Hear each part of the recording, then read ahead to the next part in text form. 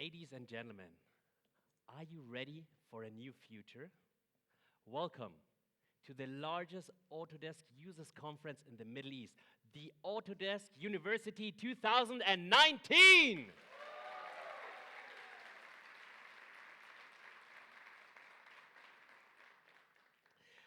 Autodesk's story is not a story about software. It's really about human ingenuity and how to drive and improve the reality around us. Thanks to new technologies, which you will experience today, and some of them you might have never seen.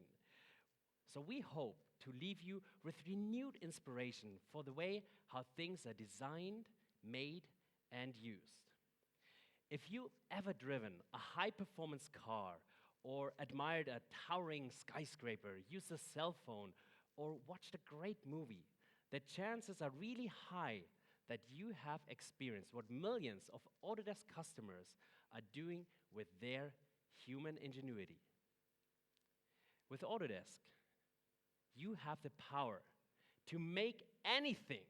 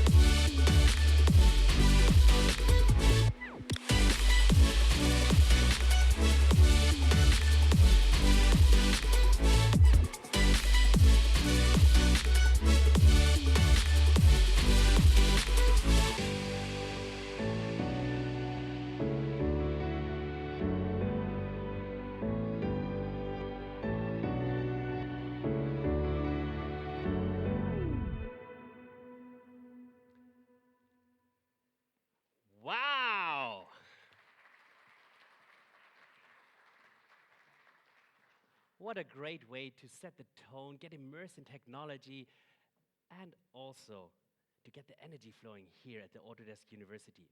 My name is Flo Akinbi, and I'm honored to be your host for the next 2 days as we explore technologies and new ways of how things are made and designed. We will hear expert insights when it comes to technological advances and the future of making and also the world around us. But before we get started with the first keynote, I'm very excited to introduce to you the region manager at Autodesk Middle East. He's very excited to get you now welcomed here at the stage. So please put your hands together for a specialist in engineering and enterprise IT who leads the Autodesk business development in the Middle East region. Ladies and gentlemen, Mr. Mohammed Saleh.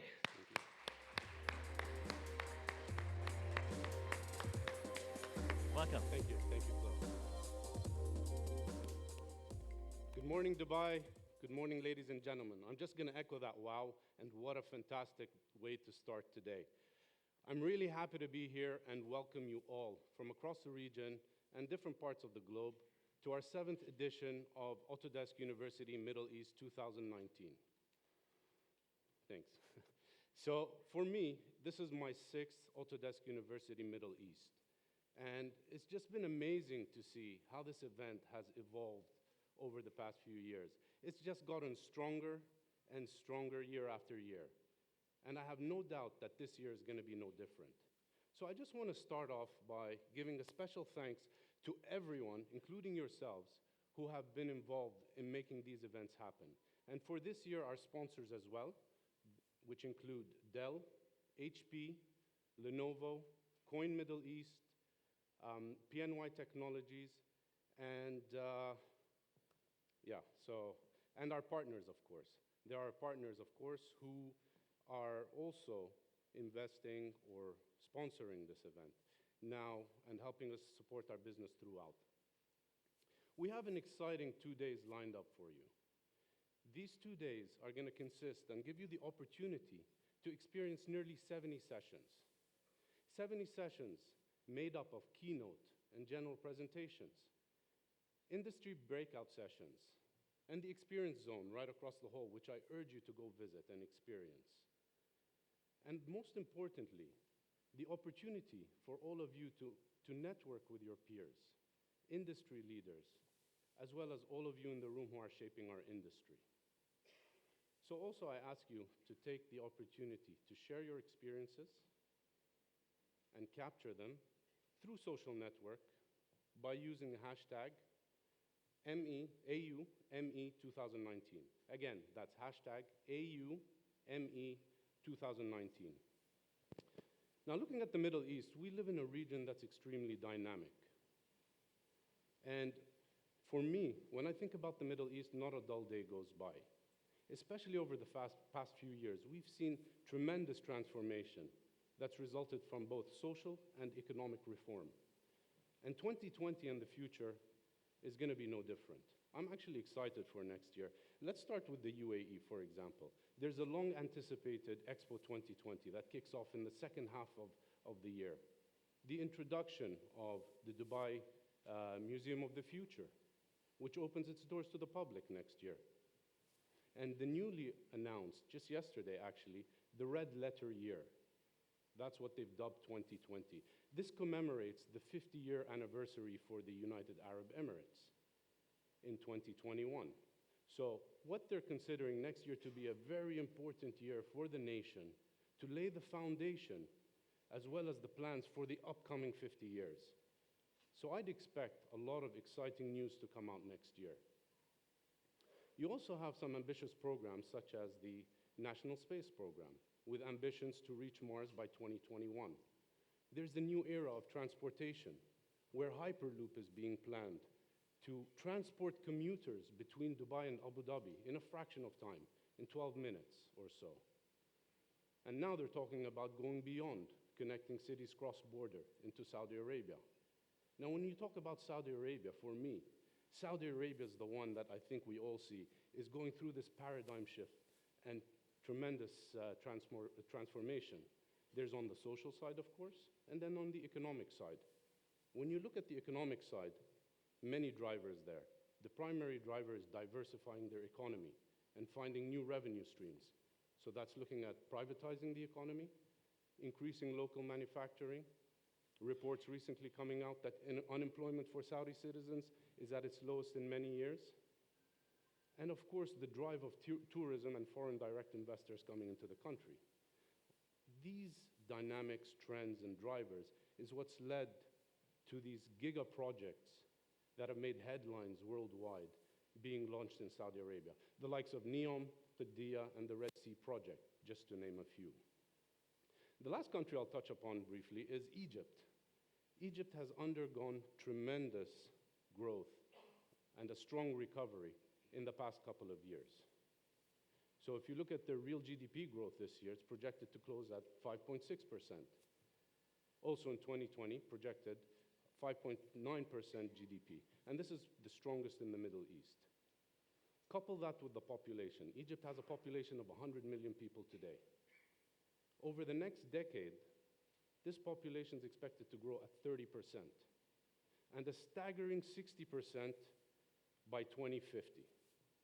So this alone is a compelling reason for things to be done differently. Where are all these people going to move to? Where are they going to urbanize to?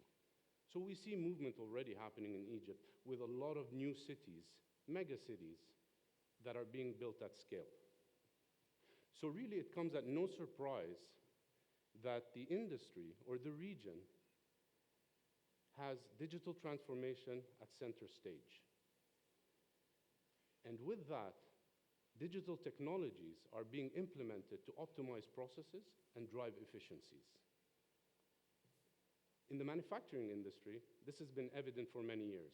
But when we look at the AEC industry, this is an industry that's been dubbed and known to be one of laggards or one of the slowest industries in adopting new technologies as well as digitization. But things are changing, and it's changing fast. Disruptive technologies like AR, VR, generative design, additive manufacturing, modular construction, these are all shaping the industry today. And Autodesk is at the forefront as well, supporting and leading this transformation. So over the next 2 days, you'll be hearing more about these trends, more about these disruptive technologies and how they're being applied in the industry, and how Autodesk is supporting its customers resolve the most complex problems by helping them make and design anything. And with that, it's with great pleasure to introduce our opening keynote for Autodesk Middle East, Autodesk University Middle East, to talk to us about the future of making. So please join me in welcoming Autodesk Vice President, EMEA Territory Sales, Walter Doppelmayr.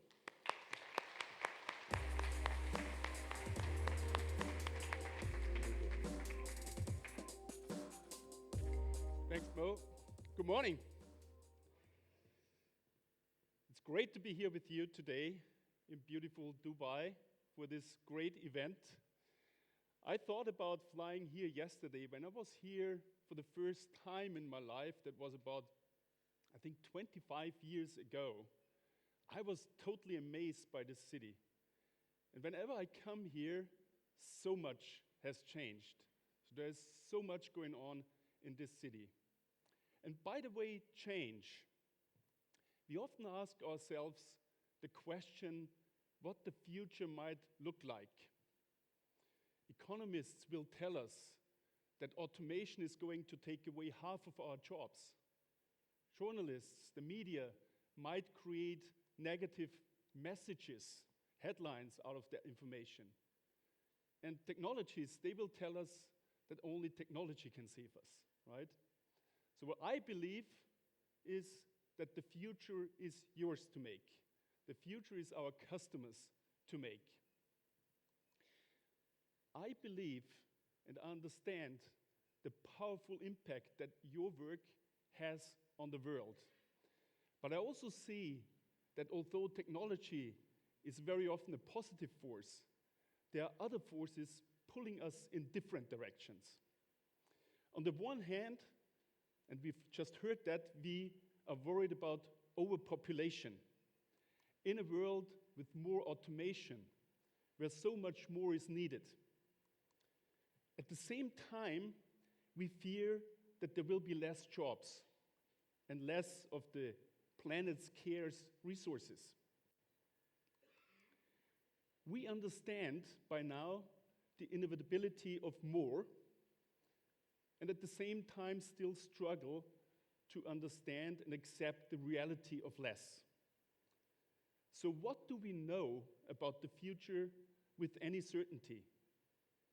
Well, we know that the world population is growing fast, and we've just heard about the example of Egypt. So the world population is growing fast. We also know that last year we've reached a tipping point. For the first time in history, the poor and the vulnerable are no longer a majority. Over half of the world's population by now can be called middle class. And I know that there's many different definitions of middle class, but whatever your definition is, the fact that by now 4 billion people are protected from poverty is actually great news. But we also know that this increasing prosperity also means increasing demand. More demand for infrastructure, for example, motorways, highways, power plants, everything you need in order to support a growing population. But also other consumer goods like mobile phones, cars. Simply people demand more. More is inevitable. A growing population will demand more. So how can we make all we need and at the same time have less negative impact on the planet and on the people? In order to solve this fundamental capacity issue, we are going to have to completely rethink the way how we make things and how we design things. Along with the reality of less, and I've just mentioned that before, this creates a massive design challenge. In order to solve this, addressing this challenge of this complexity, this is also the biggest design opportunity we've probably ever had. Our technology can help you to solve everyday design challenges. Right? Automating how things are designed in a digital world and then made in the physical world. That's why we believe in the inevitability of more, in the reality of less, but also in the opportunity of better. The opportunity to create a more balanced, more equitable, and more sustainable world. Now, many of you may relate to the challenge that faced Elisabeth Hausler. Elisabeth is the founder and CEO of a company called Build Change. Their business is to design disaster-resistant homes and schools in emerging economies. So what they do is to protect people from disasters like floods and earthquakes.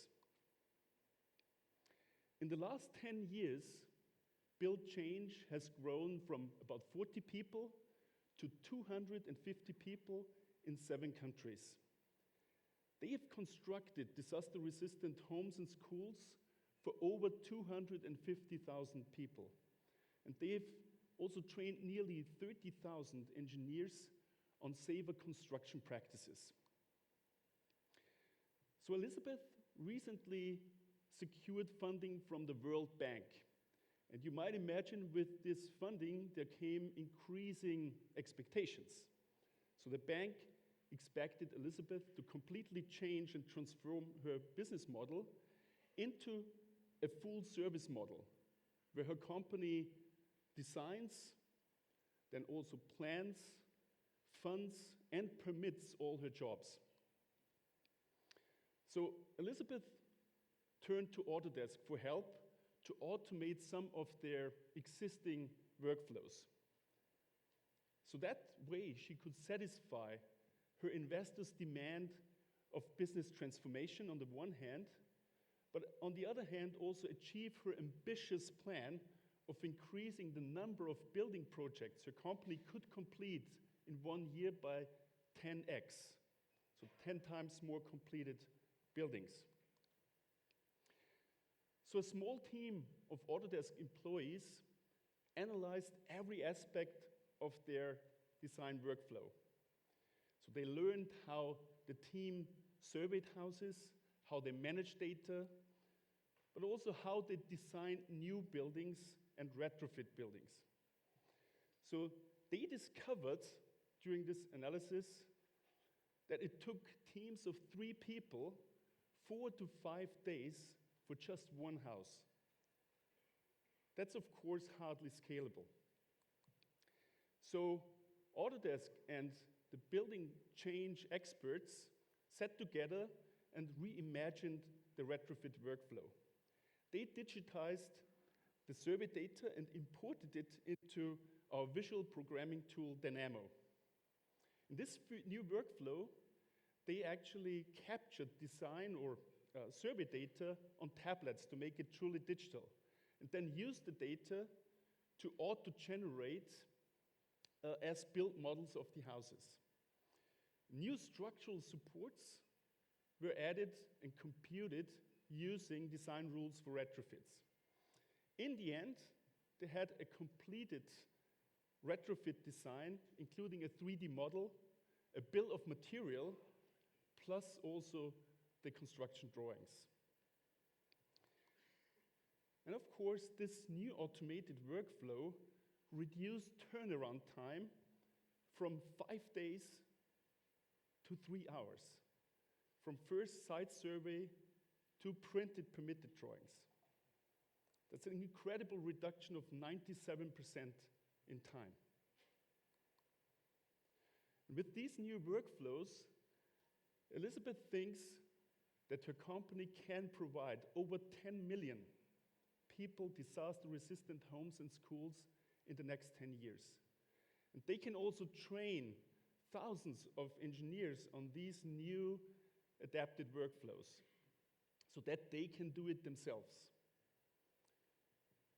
Well, I think that this is a brilliant example of a very small company that dared to do things better. Better designs, better homes, and a better, in the end, more resilient community. So simulation can help us to create a more resilient environment. The question now is, what can it do for the rest of us? How can simulation help those of us who work for everyday companies, making down-to-earth decisions? Well, I can give you an example. And it doesn't get much more down to earth than cement, right? Cement is a key ingredient in concrete, and concrete is used everywhere, in bridges, in drains, in dams, motorways. Now, Claudius Peters is a German company that is specialized in making the heavy equipment used to produce cement. They've been making grinding mills, conveyors, and coolers for over a century. And their success is basically based and founded on their commitment to innovation. They've been exploring ways on how to improve the industrial machinery over the years, not just to make their customers or save the customers time and money, but also to reduce the negative impact of cement production. Because as harmless as cement production may look like, It's currently responsible for over 8% of the global greenhouse gas emissions. 8%.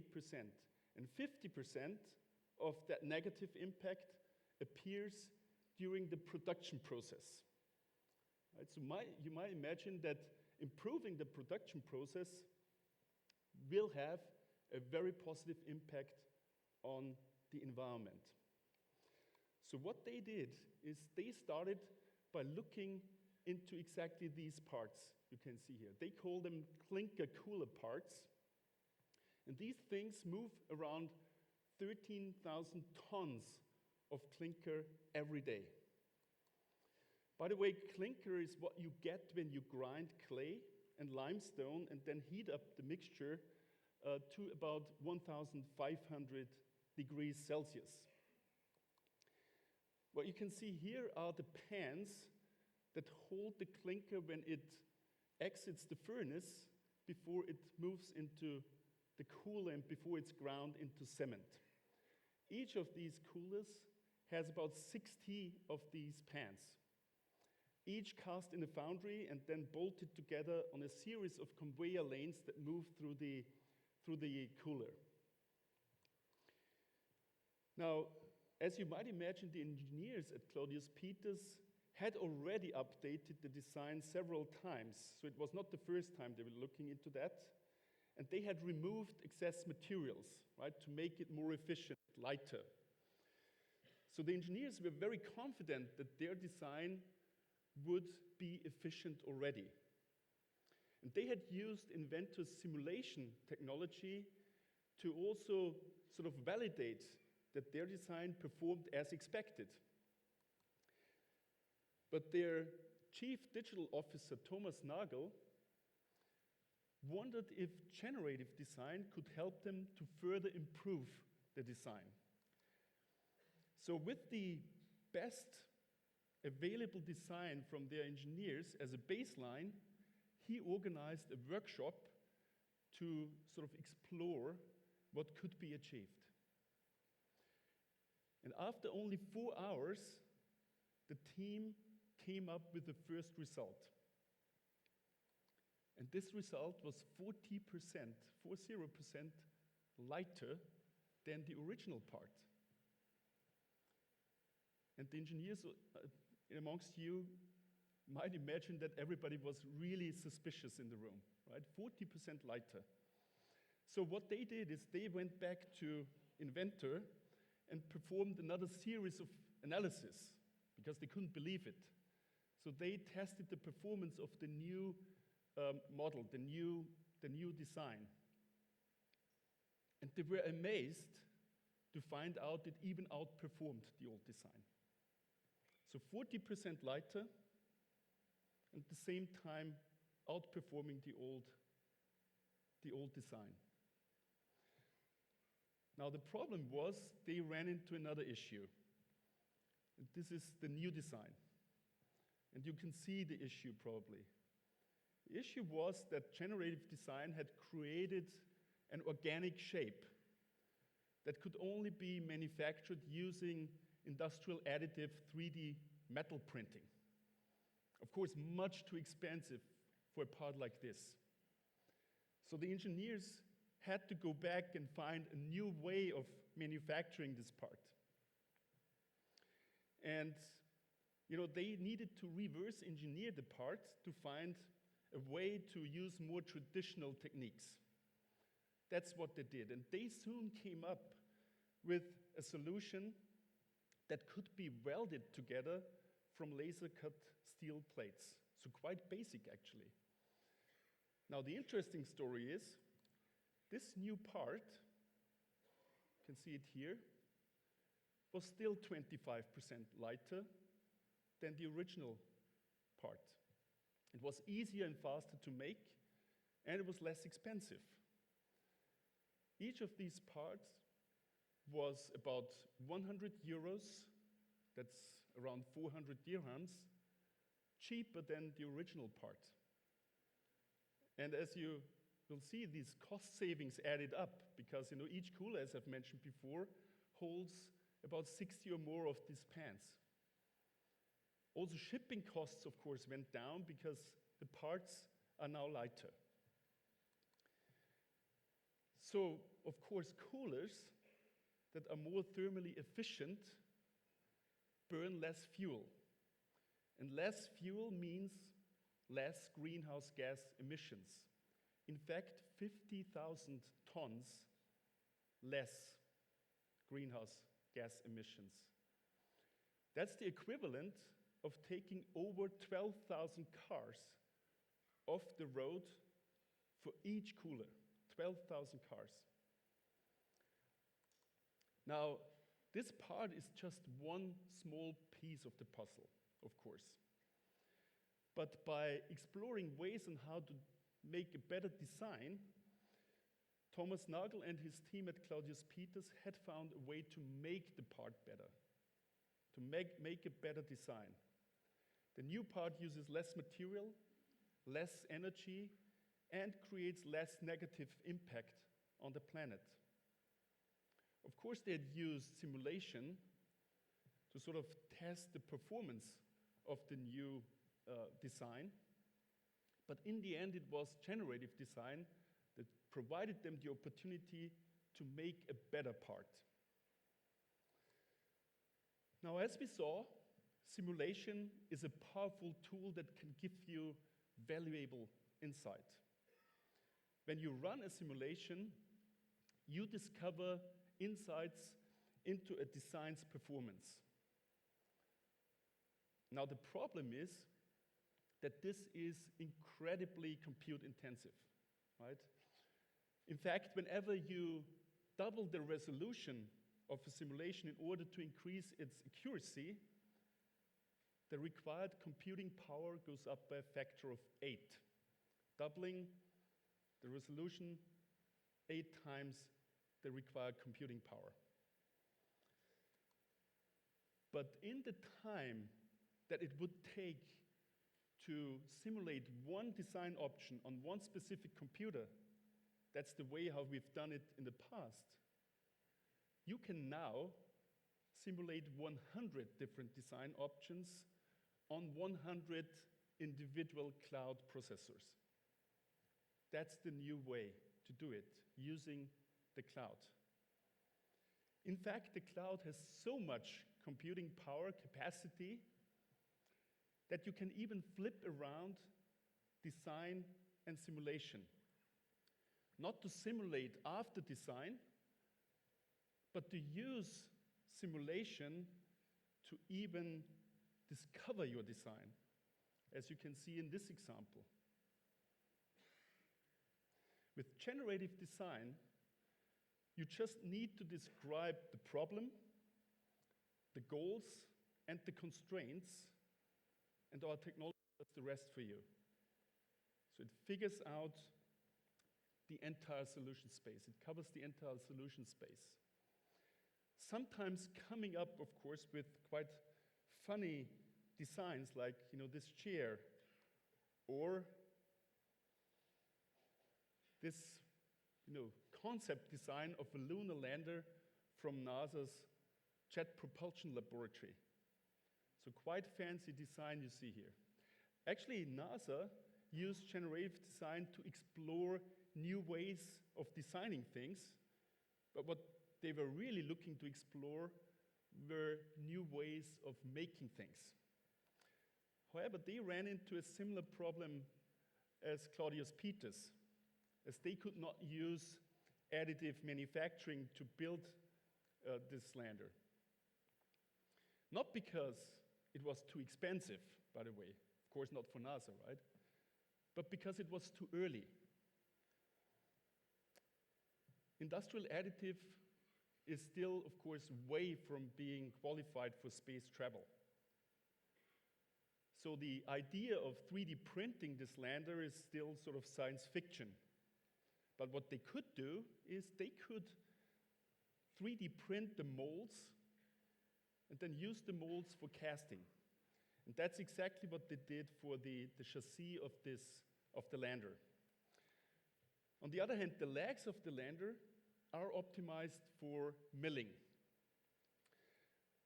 Now, by adding algorithms, special algorithms into Fusion that constrain its design output to specific ways of manufacturing like 3 and 5 axis machining, Autodesk are giving JPL the opportunity to design and manufacture in all types of ways. By moving generative design into the proximity of machining, JPL could push the limits of its design, right? And at the same time meet the constraints of the manufacturing processes. So generative design is now really practical for the Jet Propulsion Laboratory. Now, here in this room, everybody is aware of Hassan al-Mansouri, the first UAE astronaut to launch into space. And Mo has alluded to that before. This was the first step towards UAE's Mars 2117 vision to build the first human colony on Mars. And looking at the JPL story, I think we can now see how generative design could support UAE's ambitious space plans. Now, big data and cloud will enable us to have a powerful and positive impact on the world. The next story I have for you takes us right back from space into the world of construction, so really down to earth. The construction industry currently employs approximately 7% of the global workforce. It's predicted to account for approximately 13% of the global GDP by 2020, by next year. So it's a very important industry, but at the same time, a very risky one. A skilled labor shortage puts quality and safety at risk. That's what we see every day. Actually, in 2016, half of all workers' injuries in Kuwait happened in construction. But of course, to house the world's growing population, we must construct thousands. And actually, I heard the number is even too low. It's more 13,000 buildings. That's maybe the bigger ones here. Thousands of more buildings per day than we are currently building. So how can we increase the rate at which we are building and at the same time reduce the risk of what might happen on the construction site, on the job site? Now, reducing the risk on the job site is actually the job of a site manager. But the reality of this job, as we know in this room nowadays, is still that it's very reactive. But again, the cloud might change all of this. And the site managers at Royal BAM Group, one of our customers, are already using data to move from a very reactive view of the job site to a proactive one. I mean, just a few years ago, Royal BAM Group, like many other companies in this field, in this industry, mainly use paper to collect data. Today, Royal BAM's data collection process is 95% digital. And as you might imagine, that was not easy to achieve. So in 2017, Royal BAM started by digitizing their existing delivery process. And they've learned valuable lessons. For example, the team was storing a lot of historical data, but 90% of this data was never analyzed or used. But the team understood that by looking into the past, this would give them valuable insight in order to predict the future. So Autodesk, with the permission of Royal BAM Group and their peers, started to collect millions of data points. And this real-world data presented an opportunity for them to better predict and manage risk. In fact, we built Construction IQ, that's the software behind it, using over a decade of real-world data from Royal BAM Group and their peers. With these tools, Royal BAM nowadays applies machine learning and predictive analytics in order to spot patterns of high-risk issues and to keep the workers safe and productive.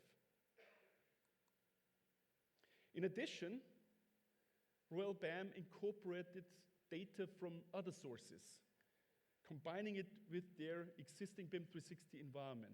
For example, the team pulled in data from cameras around the job site and linked it to their models. An Autodesk partner and developer called smartvid.io analyzes this imagery for risk. Using the Forge API, and I think you will hear more about the Forge API at AU, there's even a stand around the corner, I think. Using that API to integrate analytics within the BIM 360 environment, Smart Video connects this image to other data streams and helps Royal BAM to identify risk to the workforce. And not only does Royal BAM identify financial and quality risk associated with their subcontractors, they now can also identify the human risk, for example, associated with missing scaffold guardrails, just by using the imagery. Today, Royal BAM is analyzing data to predict safety risk, delays, and cost overruns digitally using BIM 360. So the job of the site managers at Royal BAM are more productive today. They close out safety risk and quality risks about 20% faster than before. So a clear return on investment. Now, the opportunity the cloud gives us all isn't just about removing your computers from your premises, right? The cloud gives us the capacity to converge the way we design and make things. Today, the way something could be made is starting to drive how it should be designed. We want to give you a clear line of sight, and that's tomorrow. We want to give you a clear line of sight from design to make, all the way from part to production.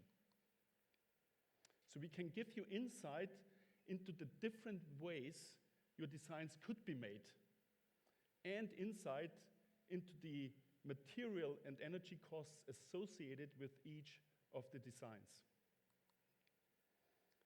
So that's the capacity to converge the way you design and make things. Now just imagine if we could give you the capacity to connect them too. Think of the insights you could generate using the cloud to connect the design challenges you face. Now, about convergence, just imagine if we can help construction to become more predictable, like manufacturing, and manufacturing to become more flexible, like construction, we can help you to become much more efficient, much more productive, at the same time produce less waste. By converging and connecting what we design and make the cloud gives us the capacity to better imagine and see what we really try to achieve. Royal BAM saw the opportunity to better manage risk, and the insights from their data enabled them to better balance profitability and predictability. JPL saw the opportunity to better design all types of parts and products and to manufacture these products in all types of ways. Elizabeth Hausler saw the opportunity of better ways of working to transform her business and save lives. Claudius Peters saw the opportunity to design better things with less negative impact, less material and less energy used. So my question to you is, what opportunities do you see using all of these technologies? The cloud gives us the capacity to better imagine what we are really trying to achieve and accomplish. It's giving us the opportunity to make the world more sustainable, more balanced, and more equitable. Just a better world. Thank you.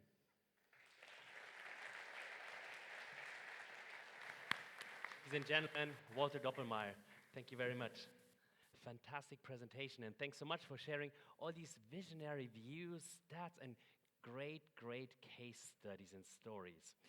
And it's fascinating to see that we're really pushing the boundaries, and it's not just about design. There's a lot more to come.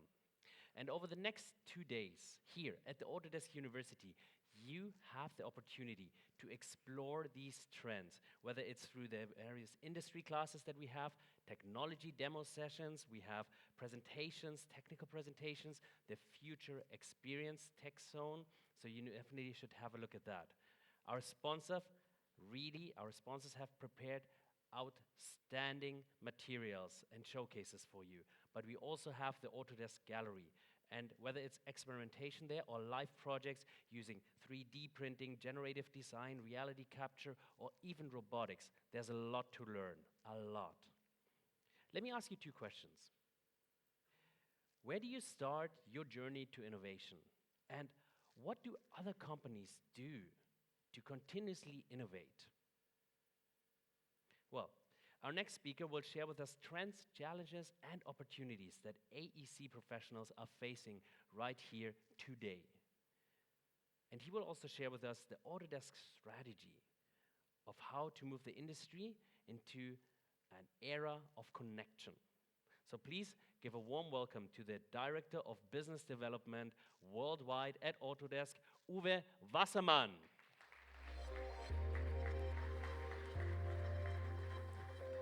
Thank you very much. Oh yeah. Yes, very warm welcome also from my side to Autodesk University, Middle East here in Dubai. And many thanks to each and every one of you to join here at Autodesk University and contribute to this immense knowledge, industry knowledge that we have gathered in this room. It's kind of unique to have all this experience at one place. And I think it makes us somehow feel this dynamic here. And also thank you for further developing your knowledge and your expertise to be ready for the challenges in the future. And Autodesk University is the perfect platform to develop this knowledge through sessions, but also a great place to share knowledge mutually, to share knowledge, expertise, and also ideas. And this is especially important in this connected world, and especially important also in our industry, in the AEC industry, with many players involved in every single project that we drive. The good news is these stakeholders, architects, engineers, contractors, owners are here in this audience. So please take this opportunity and leverage this network. And I'm excited to be here with you again this year and deliver the AEC keynote. So last year, we talked about the future of design and construction and what it means to digitize and to automate. So just before from Walter Doppelmayr, you heard about the change of work and what automation may impact this future. So I want to talk about Autodesk, what Autodesk is doing to help you to realize automation and increase productivity in your firm, in your business. But first, let's look to some megatrends important to understand the context and the big picture. As you know, the world population is about 7.5 billion people. What is interesting is that 45 to 50% of these people live in urban environments. By 2050, we all know we will have around 10 plus billion people. But the challenge is that not 45 to 50%, but 70% plus of these people will live in cities. Now that means we need to double the capacity of our cities from 3.5 to 7 billion in just 30 years. If you take the math, it means that we will add 2 million people every week to cities. It's a huge construction volume that we need to manage. And many people ask themselves the question, can we somehow quantify this huge volume? Can we understand it? And yes, we can. As Walter mentioned, when we look to new construction, we need to build 13,000 buildings every single day for the next 30 years, only in cities, and single-family houses not even counted in this number. In addition to that, we need to build road and rail in an incredible dimension. The length of the roads we need to build every year wrap around the world 30 times. So, okay, this is global numbers, but a significant part of this has to be built in regions like the strongly growing Middle East, of course. And it's not only about new construction. All the projects for renovation and retrofit of existing buildings and the project to protect and prevent our environment are further challenges that increase the workload that we have to do. Think about the existing buildings are $4 trillion that are in bad condition, that need to be renewed or renovated. The United Nations estimate that 5 billion people will suffer water shortage by 2050 if we don't take action now. And 90% of our cities located in coastlines are exposed to flooding risk in the future.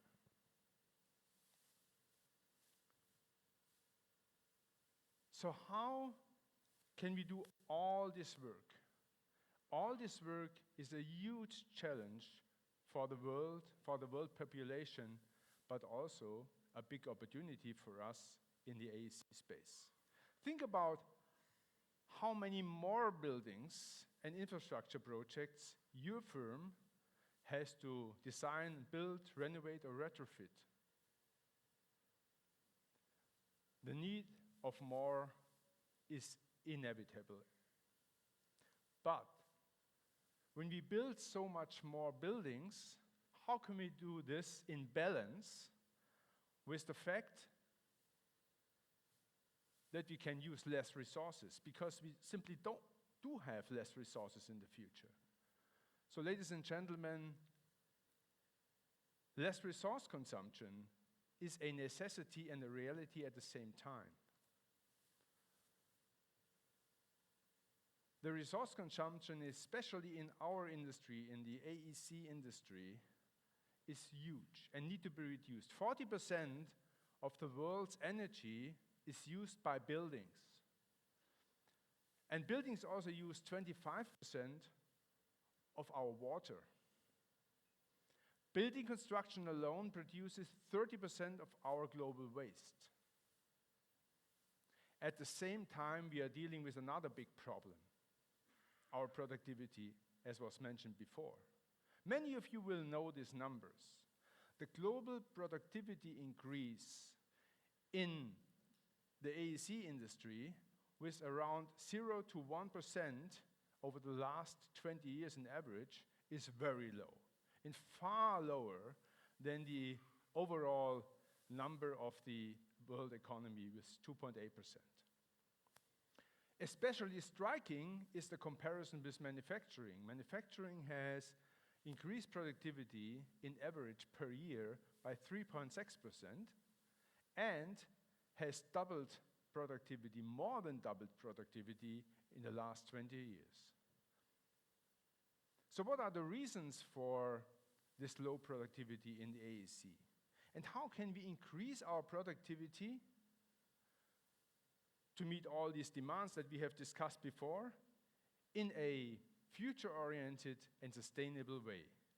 And how can we do this while simultaneously being faced with the fact that a high percentage of our workforce in design and construction is nearing the retirement age with big steps, and a young generation, ladies and gentlemen, that is not very interested, to be honest, in our industry to start the careers there? The answer is we need to do things fundamentally different. We need better solutions. We need to do better. We can only master these challenges if we implement new technology, new tools, and new processes. And there is where automation comes into play.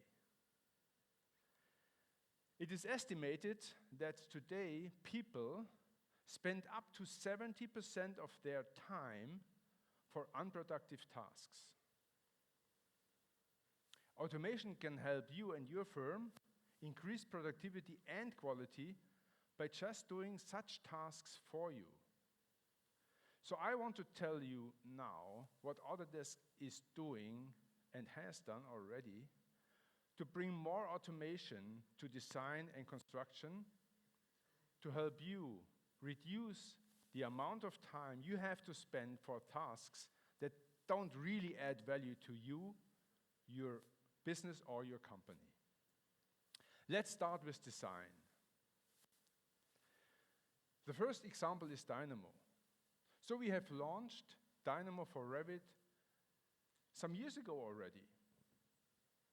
A programming tool, a visual programming tool, that allows the users to actually program without knowing how to code.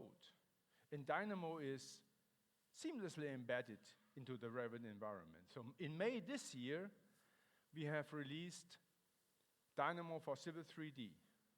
This application brings the full power and the full functionality of Dynamo to the civil engineering and infrastructure workflows. So engineers can develop and share scripts in order to automate specific tasks, like the generation of complex geometries or the creation of interconnected systems like signage or light poles. Or they can use data from other technical disciplines and automatically populate their BIM models with accurate and digital information. So Dynamo workflows really save time and are applicable for all areas and sub-segments of building construction and civil engineering, like road, rail, highways, structures, and even for site development. So another area of automation is the classical generative design for the development of design studies and also for design exploration. So customers can, by entering some basic geometric details with flexible parameters and constraints, they can automatically generate a variety of different design options. Traditionally, generative design was hard to implement in the AEC space, especially for bigger problems and projects, because still there's a requirement for some coding. So our goal, therefore, was to eliminate the need to code totally by combining generative design with an optimization engine that allows you to quickly and easily create many different design options and pick the best one. On the screen, you are seeing a simple example of that, the optimization of a tile pattern using our public beta version called Project Refinery. So Refinery is, by the way, similar as Dynamo, seamlessly embedded into the Revit environment. So that allows us to democratize generative design so that every one of you can take advantage of it. So a lot of customers are already using generative design and achieving amazing results. So I want to share with you one example from Japan, a housing developer called Daiwa House. So in Japan, it is hard to find any free and unused piece of land that can be tapped and developed. So that's why Daiwa House reached out to Autodesk and asked us whether we can help them implement generative design to first find appropriate pieces of land and then automatically develop them with housing concepts. So after a ramp-up phase, Daiwa House was able to build a smart and powerful business development system that was based on generative design. So it allowed their sales team to explore, find, and assess areas of land, sweet spots, and build appropriate concepts and proposals that meet their own requirements and also the requirements of the customers. So with this system, they can take into consideration, for example, specific requirements or local regulations, but also revenue and ROI, return on investment aspects, but even criteria for the future occupants, like the orientation, location, or the comfort of the house or the flat. So the system allows them to do this very quickly. So they can run through many, many different design options and then finally be very fast in picking the one that has the best business opportunity for them.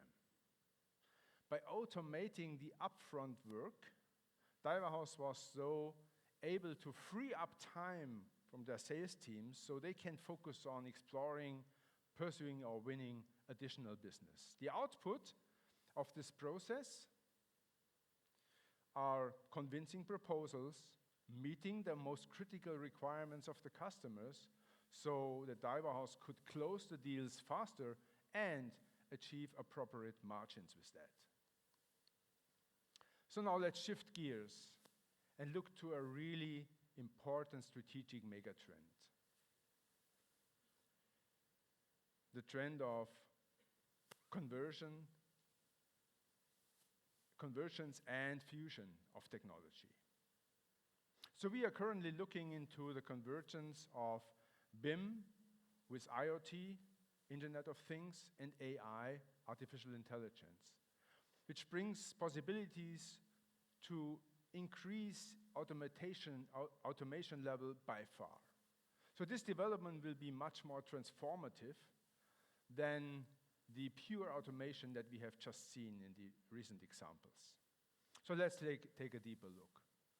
So the Gartner Group every year publishes the top 10 strategic technology megatrends. And some of these trends are quite familiar, like the autonomous things or augmented analytics or blockchain. But two new trends made it to the top 10 list. And these are the digital twins and the smart spaces.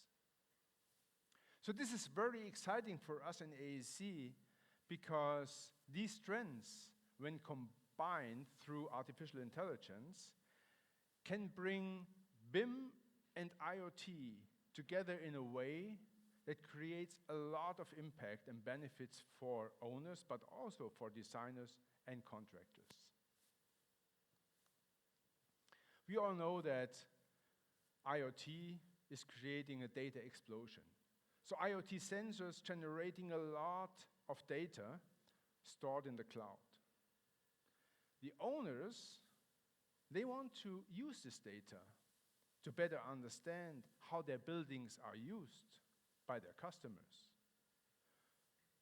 to optimize these buildings, create benefits for these customers, and at the end, finally, increase their return on invest on these assets. So these owners want to make these buildings smarter. They want to make smart spaces. So smart spaces can be office buildings, hotels, hospitals, parking areas, and even cities. So this is a really new market and a growing new market for both technology and services. Let's look to an example. So this video has been taken at Autodesk University in Las Vegas. Modern technology allows us to dynamically anonymize the movement of these people and track them. So this allows us to understand how people behave in a given environment and how they respond, how they react on certain conditions, planned and unplanned activities. When we have this data, we can create a digital twin of these anonymized individuals. Once you have this digital twin, you can use this information, these movement patterns, and project it to a BIM model of a totally different space. In this example, it's a bridge. So now, the digital and the physical world merge. You can see the physical world inside the digital world in real time. You can see a real bridge with real people and the associated digital twin. Now, when you go one step further and include an IoT sensor to the scene, you start to understand the physics of the space. Like in this video here, where you see the usage of an acceleration sensor on the bridge. So now, this allows us to understand the interaction and interdependencies of objects. This is what we call a smart space. So if you have a smart space, the owners, operators, designers, and all stakeholders can see how people move inside the building, how they interact with the building, under different circumstances, under different conditions, based on different factors like temperature, time, or stress conditions like fire, panic, alert, or whatever. But this allows us now to do something totally new. We can compare the as designed with the as performed model. We can check whether the building is used in a way that it was designed for. So this insight allows the owners at the end to optimize their building in the short to mid-term, and in the long term, it allows the designers to incorporate these real-world insights into the future designs. Another example of a smart space is a smart city. So to effectively and timely adjust the parameters of a city to better a city, you need data in real time. So there is where we invest with our partnership with ESRI to bring the worlds of BIM and GIS together. So we have released a integration on GIS connector integration recently, and this integration allows the design teams to really work together in real time, improve the planning and the operation of huge infrastructure assets, but also to access and use GIS data within the BIM workflows.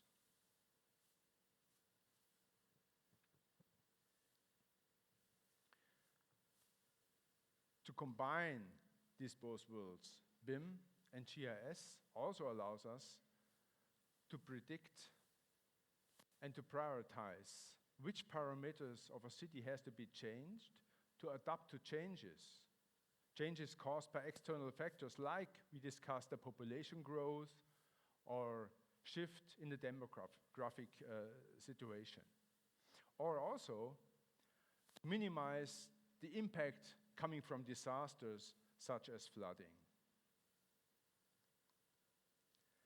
So whether it's a city, whether it's a bridge, a building, or a parking area, the convergence of BIM with Internet of Things and artificial intelligence will totally change and redefine how owners optimize their buildings and how designers use data from existing projects for future designs. So that's some examples for automation in design. But what about construction? So we are working to bring new levels of automation to the construction site too. And we can do this by getting the computer to learn, to act, and to improve in a loop, like humans do, like we do, autonomously. So this is machine learning. So machine learning is a kind of artificial intelligence that provides the computer with the ability to learn without being explicitly programmed for a specific task. So the computer learns by just being exposed to data coming from real-world interactions, coming from observations, or coming from existing projects. So earlier this year, we announced the preview release of Construction IQ. So Construction IQ is a machine learning capability that delivers risk analysis on safety or on quality based on BIM 360. So you can think about Construction IQ as a smart assistant that looks through your projects and finds thousands of issues, hundreds of RFIs, request for information or request for change, or hundreds of subcontractors involved in such a project. So Construction IQ can look to this mountain of data and help you make sense of this. So it can help the site managers or the supervisors on the building site to understand high-risk quality problems.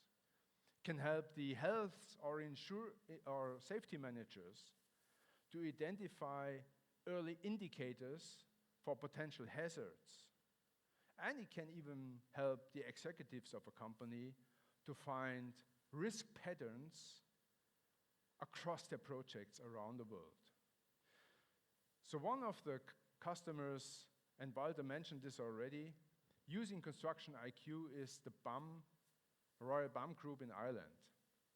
So with Construction IQ, they have been able to reduce the quality and safety issues by 20%, and they have now the opportunity, they can afford to spend 25% more time to focus on the real high-risk topics and solve them.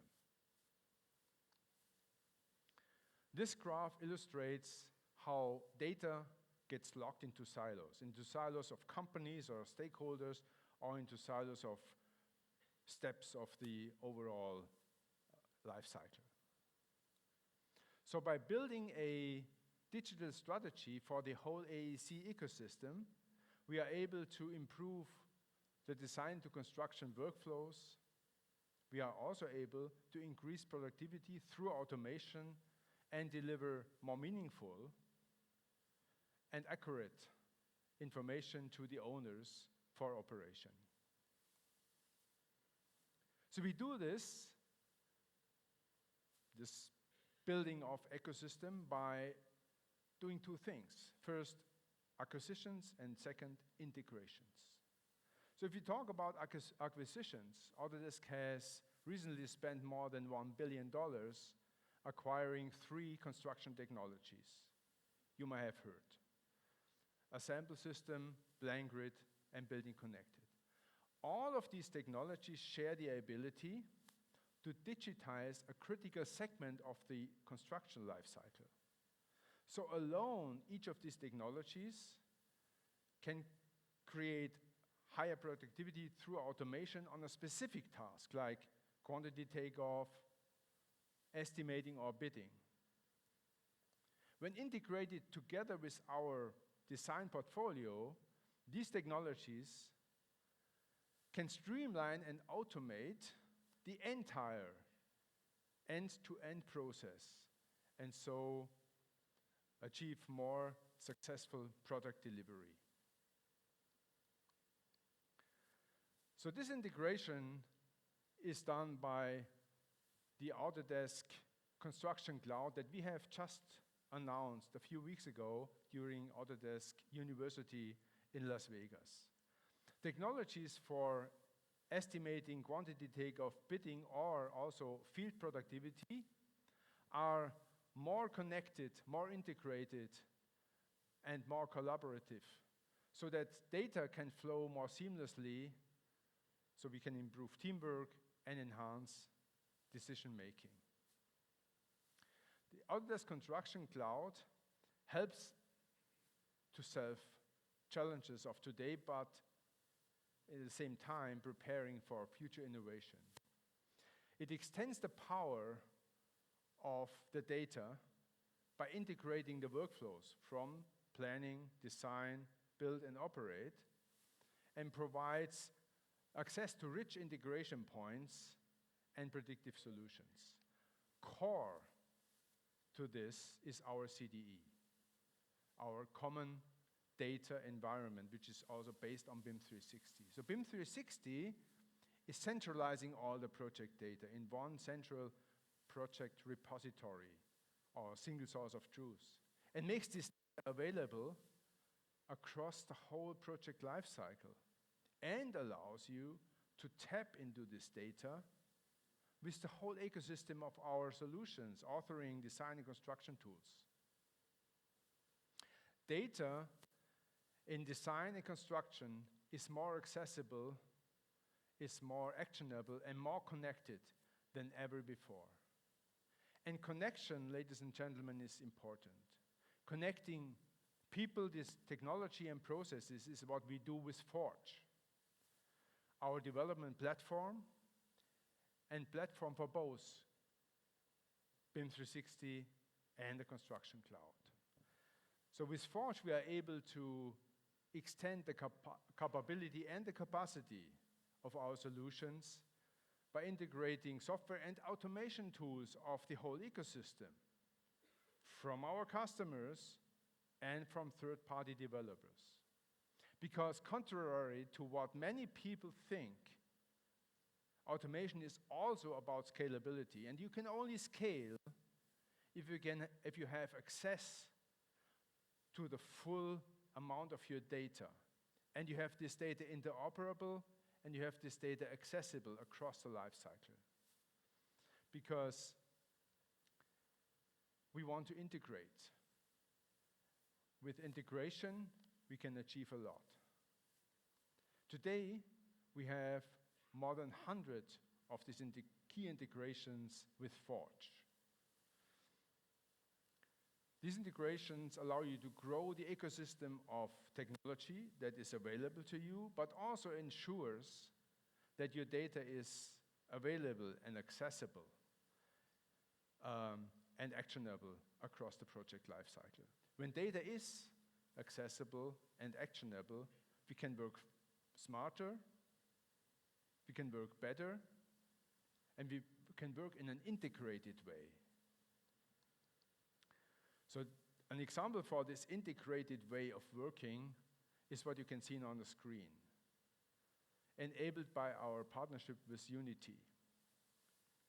So some of you may have used Unity if you want to create immersive experiences. So for a typical project with Unity, you need some coding experience, you need some unique experience in managing it, and you need to put in a lot of work to identify and map the textures and the materials. So now, with a simple click on a button in Revit, tens of hours vanish and become seconds. And you can view your design in virtual reality using Unity. And you can change your textures and materials just on the fly. Unity Reflect is available in beta version, so you can contextualize and explore your design in a rich 3D environment, removing a lot of guesswork of what such a 2D design may look or feel like. So before I go, I want to leave you with 3 things. First, Autodesk is actively building, acquiring, and integrating tools that help you to accelerate automation and to increase productivity. Second,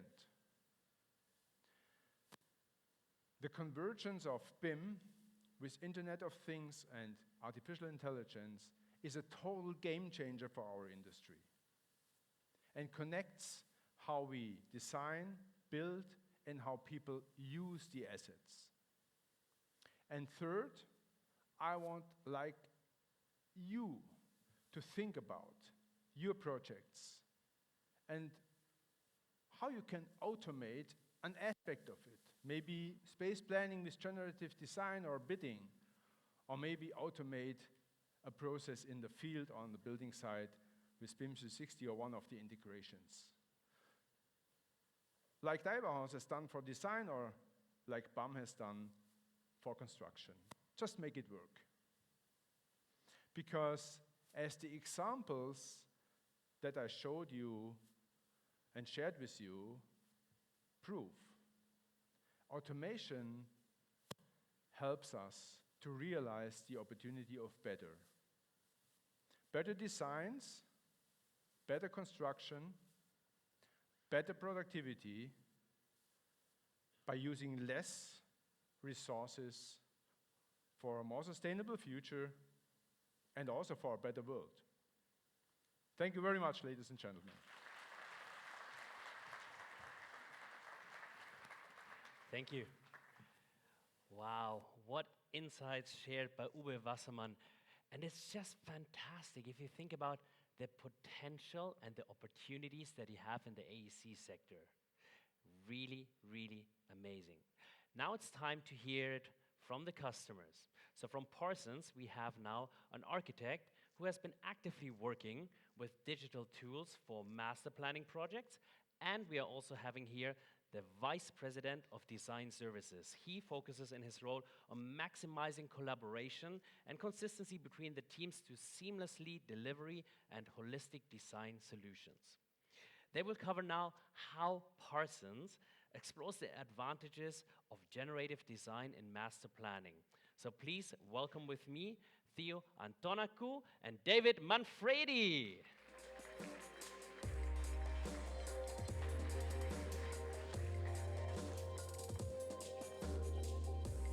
Thanks, Flo. Good morning. The dictionary definition of a designer is someone who plans the form, look, and workings of something before it's made or built. So show of hands in the audience, who's a designer? Okay, not bad. But while you think about that, I'll introduce myself. So as I was you just learned from our MC, I'm David Manfredi. I'm a Vice President at Parsons Corporation. I'm an architect by profession, and I look after our design and consultancy services studio. We do a number of things. We do architecture, building engineering, urban design and master planning, landscape architecture, and infrastructure engineering.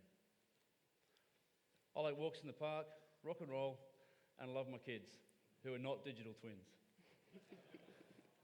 In my work life, I find it endlessly amusing, though, that we try and find ways to not use the word design. So apparently, with the responsibility of design going through our minds all the time, we use words like ideation and optioneering. We seem to believe that tells us more about maybe the gravitas of our work. Maybe our ideas are going to stick more if we use words that aren't so commonplace as design. Maybe our schema is going to be a deeper feel with our client, and maybe it's more credibility. But did you really go to university to be an ideator or an optioneer? Why don't we just design? So our plan at Parsons is to work together and share our experience, collect our ideas and responses, and bring our options together and discover. We need to discover ways to use our technology tools and explore possibilities. I bet you're wondering where I was going with that whole walk in the park thing, right? So along Parsons' years-long journey with Autodesk, we've been discovering ways to use our digital tools. It's the foundation of our practice, really. We look at ways to develop the use of tools and the products that we produce, namely the design work, and we embrace it all in our technology profile. The tool and the product, along with our people, these are the foundations of our studio.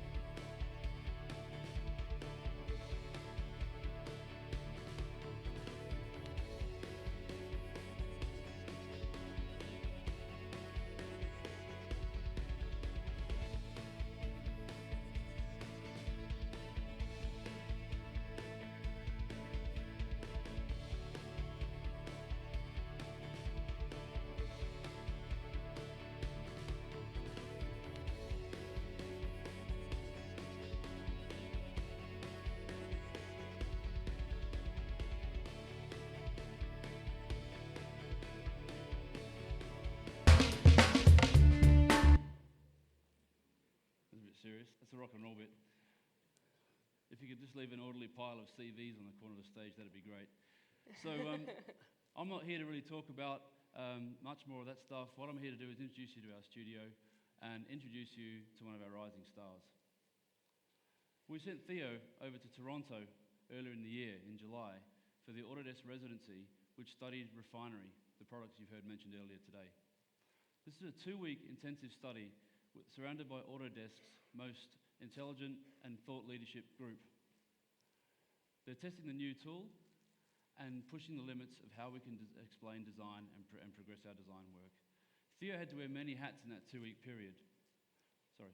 As an architect, developer, planner, urban designer, occupier, family, and she was able to create a parametric experience to explore a master plan. This pushed our relationship with Autodesk as well. We spent time in Las Vegas recently with the Autodesk leadership and the Parsons leadership, exploring our relationship and how we can work more closely together. Anyway, enough from me. Thank you to Autodesk for having Parsons at your conference. I'm going to hand you over to Theo. Thanks, David. Wow. Hello, everyone. It was amazing to be at the residency in Toronto and to use refinery as a tool to find a way to optimize our design. And I want to thank Autodesk for having us all here today. We're a big group of people with a variety of backgrounds, and it's great to sit and discuss technology in the future. Before I dive into the case study that we did and what we produced as a process in Toronto, I want to take a few minutes to recap what is an algorithm and have you ever used one. So I'm thinking, if you have successfully cooked something ever in your lives, then you have used an algorithm. Because simply put, an algorithm is a set of ingredients used under a list of directions over a sequence of time. Now, how do we jump from that into genetic optimization? We borrow from Darwin. Darwin was able to explain how we became from a monocellular organism into what we are today, a variety of different people, via the basic concepts like the use of some fundamental materials, our genes, a sequence of time that combines us in different ways, and the idea of mutation and evolution, as well as trial and error. Some of us were not successful. Now, how can we, as urban planners, use this tool to create better solutions with some scientific approaches for our clients and for our neighborhoods? As urban planners, we usually don't deal with one building. Neither do we deal with two. We usually deal with a cluster of buildings, a small neighborhood or a small city. Now, you can imagine as our project grows and multiplies in complexion and in size, in complexity and in size, our team size grows, our task time grows, and this is relative to our cost. Can we use generative design in order to approach all the stages until construction in order to optimize our process and keep this cost to a minimum while delivering a better result? To explore this in the residency in Toronto alongside Autodesk, we chose a case study that was originally master planned by Arup for a high-density residential area right next to us in Abu Dhabi on Reem Island. This high-dense area was already master planned, and therefore it had a lot of constraints. We were asked to step in and raise the residential GFA. What this is literally to add more square meters of developable area for residencies in an already existing and refined master plan. And we wanted to approach this in such a large project, not with a solution that fits each building by raising the floors equally, but by using genetic optimization in order to optimize where should we place the most residential GFA and why. So we chose an area which is called Downtown West, and we moved into a super block within that area. The reason being that this area was quite small, which helps us optimize our scope in the series of the 2 weeks that we were in the residency. And it mostly comprises of the typology of the tower and podium, which is the residential typology after all, and this is what we were asked to alter. When looking in plan into Downtown West, we can see that it's an area in front of the waterfront. It has 8 tower and podium buildings.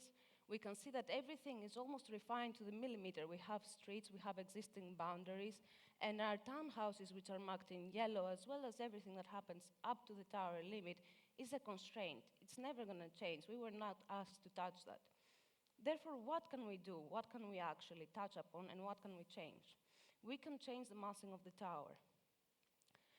We started by identifying what are the parameters that can become variables in our scripts, and this is the number of towers per plot, maximum we could fit 2. It's the positioning of the towers on the plot, whether it stands in the corner or in the side of the podium. It's the distances between the towers. We're still respecting the intention of the original designer. We want privacy just as much as he did, so we want these minimum distances to be respected as we refine this proposal. And finally, and most importantly, as we raise our GFA, we have the final parameter, which is the number of floors. We can have low-rise, mid-rise, or high-rise towers above the podium. Now, view corridors. We did not expect a very fancy solution. Again, we were not form-finding. What we were doing is refining. So we looked at one of the parameters that is mostly important for the user, the developer, and the designer, which is the view corridors. So we started by looking into the optimization of the first few levels above the podium and figuring out what are the views that we want to look at. We want to look at neighboring parks and neighboring amenities, courtyards. As we go higher, we want to achieve landmark building views and unobstructed views of local streets. And in the few occurrences of high-rise buildings, we want to achieve unobstructed views of the neighboring waterfront and landscapes and vistas. So, finally, we are in the Middle East and it's quite hot. I know right now it's not that much, but we had to, and we wanted to optimize for sun exposure from day one. This is a parameter that, especially when you're in a hard climate, you need to think about. So we ran some analytical exercises on the tower envelope, and most importantly, on the open and public amenities of our building, which is the courtyards. Now, we didn't have this all figured out from day one when we went in Toronto. We were provided by Autodesk with this piece of paper, and we were asked to develop it and add to it every single day, which I found increasingly helpful. As I was dealing with parts of my team that were back in Dubai, I was speaking with subcontractors, I was receiving emails in order to engage them and engage everybody into the discussion, and having a single A4 paper that summarizes all your goals and all your, let's say, metrics was really helpful, so thank you, Autodesk.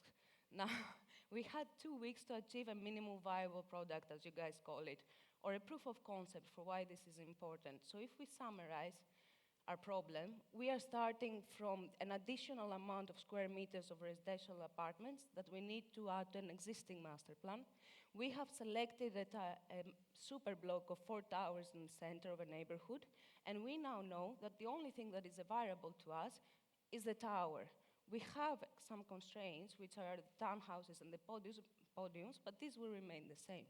So we already have an idea of how our geometry generation is going to happen within the scripts. We know our variables by now. And we know, from what we have studied, that we want to optimize each plot for minimizing sun exposure, maximizing views corridors, and maximizing the tower distances between each other for privacy. This workflow is a linear workflow, and we still haven't addressed one of the most important questions that we had to deal with, which is, where do I want to allocate most of my residential GFA? I gained this GFA, but where do I want to put it? And this was quite a long discussion with a lot of people in our teams. We involved urban planners, friends of ours, people who rent apartments, people who sell apartments, and we asked what plays a role. So we ended up with 3 topics, 3 types of ranking for each plot, let's say. The first one being for views. It's straightforward. Everybody who rents, buys, or sells an apartment wants to capitalize on the neighboring views. The second ranking method was for adjacencies. So we thought of the user and how this correlates to the bedroom mix. We have 3 types of bedrooms that we typically have in such apartment buildings, which are the 0 to 1 bedroom, the 2-bedroom, and the 3-bedroom apartment. And this correlates to a single couples or friends or a growing family, and they all have different needs. So we ranked each plot according to neighboring adjacencies and what they can find within their neighborhood that would facilitate their needs. Now, the bedroom type also correlates for the developer to how much money he can earn from this square footage on the market right now. So a two-bedroom apartment is more valuable, let's say, than a zero one that would change hands more oftenly. And this is where the complexity starts to rise. If we imagine that one of the towers has the best possibility for views, so it deserves to get most of the GFA and grow taller. And at the same time, it's closer to, let's say, mosques and schools, so it deserves most of the two-bedroom buildings. What do we end up with? A valuable building or a not efficient building? Because we have now tampered with the demographic. The mixed bedroom ratio is not socially efficient.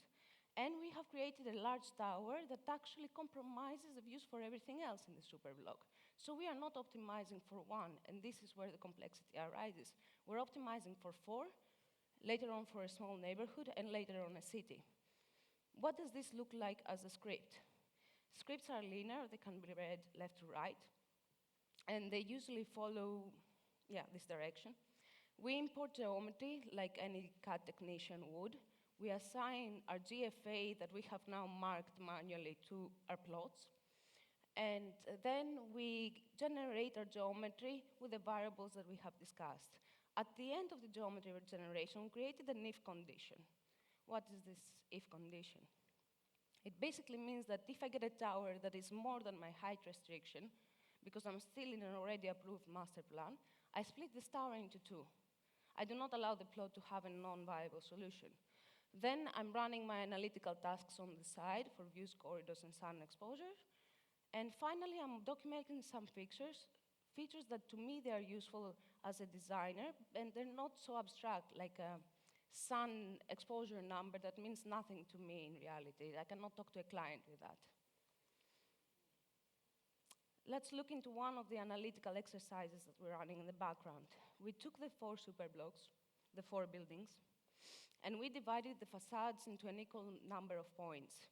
From these points, we chose some attractor points, which represent landmark buildings, center of parks, or vista views that we're interested in, and we literally allow the script to draw a line. For each point that gets an unobstructed line, we get a value. And then the tower with the most unobstructed lines is a tower with an optimized amount of views. It's fairly simple for one, but is it simple for 20? Refinery gives us the option of three types of simulations. The first one being randomized. With randomize, I want to broaden my horizons. I run the simulation to touch upon every possible solution. I want the simulation to remember these numbers later, and it does this, so that it can focus after breathing and knowing what leads to what, and optimize for my criteria. I want to minimize sun exposure on the building envelope, I want to minimize it on my courtyard, and I want to maximize views.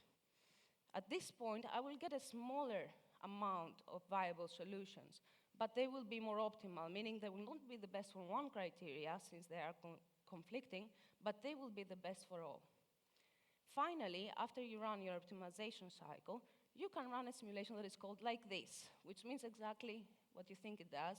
You select 5 or 10 objects that you find aesthetically pleasing, or you find for whatever other reason that they could serve you better, and you create optioneering.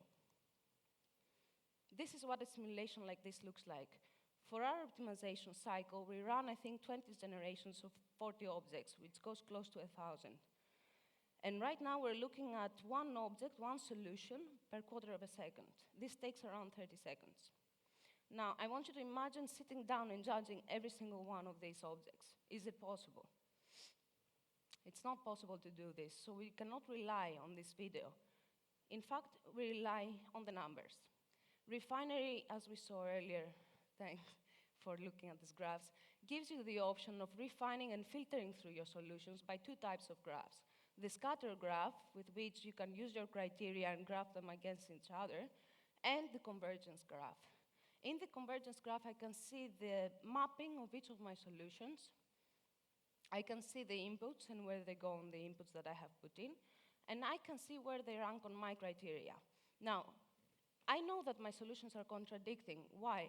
Because I have selected to filter out the top of my criteria, and none of the solutions gets highlighted, which means that I have contradicting criteria that are fighting against each other, and my solutions could only be in the middle. Sorry. This is what these graphs look like for the 3 types of simulations that we run. We run more than 1,200 objects. But again, these values, they don't help me. If I am showing work in progress and I'm sitting on a meeting and I want to see what's my work in progress at that moment, to know the sun exposure value, to know the distance between 2 towers, or if it's maximized, or if it's the best, cannot help me do a conversation with a client or a stakeholder.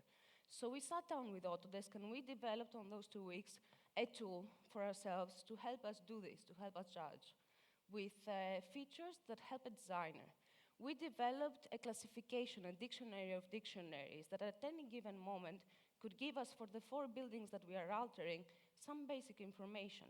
For instance, how many towers I'm getting per plot, how many floors I'm getting per tower, what's the surface area of the floor plate, and so on. These are the things that I can later, as a designer, correlate to what remains for me to create my courtyard, to how much developable and sellable area I have, and what truly can become an urban fabric, a designed urban fabric. Possibilities. I think I ran through this quite fast, but possibilities, what it means to us as a designer to look at these things. Immediately after we finished that, we were in Autodesk headquarters, and we had a room full of 3D printers, and the first thing that came to me is, okay, great. We ran this visualization study for views corridors. Now we know that the possible facade of each bedroom could correlate to the best views and therefore to a bedroom type. Why can't we 3D print that? Why can't we have a 3D representation, a model, at any given moment, so that I can go to a person and explain my proposal that relies on scientific facts, because I ran an experiment. I did not just imagine it. I ran an experiment, and I can discuss this, and I can show this. I'm sure you can think of a lot more things to do with it. I want to thank you all again. It was amazing to be at Toronto. And yeah, hope to see you later and discuss. Thank you very much, Theo. Thank you very much. Great presentation.